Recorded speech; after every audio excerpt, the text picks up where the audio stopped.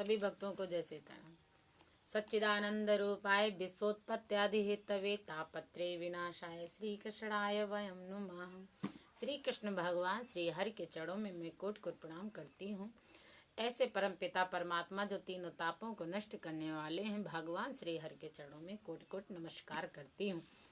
लोग कहते हैं कि परमात्मा कहाँ रहता है, तो भगवान ने स्वयं बताया है कि यत्र यत्र भवेत पुण्यम शास्त्रम भागवतम कलो तत्र तत्र सदैवाहम भवामि त्रिदशय सह। कलयुग में जहाँ जहाँ पवित्र भागवत शास्त्र रहता है, वहाँ वहाँ सदा ही मैं देवताओं के साथ में उपस्थित रहता हूँ। जहाँ पे परम पिता परमात्मा स्वरूप जहाँ कीर्तन होता है, जहाँ भगवान का नाम उच्चारण होता है, वहाँ मैं सदैव विराजमान रहता हूँ। तत्र सर्वाणि तीर्थानि नदीन दशरांसि च यज्ञा सप्तपुरी नित्यं पुण्या सर्वेश शिलोच्चयः। यही नहीं, वहाँ नदी नद और सरोवर रूप में प्रसिद्ध सब तीर्थ वास करते हैं। संपूर्ण यज्ञ सात पुरियां और सभी पावन पर्वत वहाँ नित्य निवास करते हैं। कभी कभी लोग हताश हो जाते हैं कि भगवान की कथा सुना रहे लेकिन कोई है नहीं, तो किसको सुनाएंगे।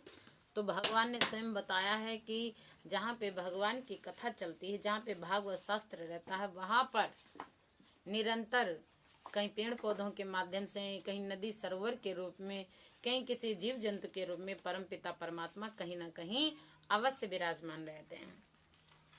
श्रोतव्या मम शास्त्रम ही यशो धर्म जयार्थिना पाप क्षयार्थ लोकेश मोक्षार्थ धर्म बुद्धिना।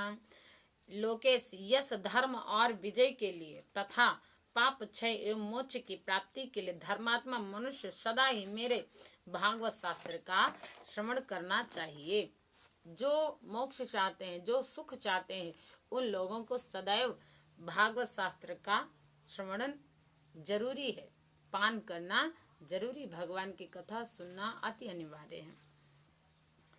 और कहा भी गया है कि जो कोई भी यह पावन पुराण श्रीमद् भागवत आयु आरोग्य और पुष्टि को देने वाला है, इसका पाठ अथवा श्रवण करने से मनुष्य सब पापों से मुक्त हो जाता है।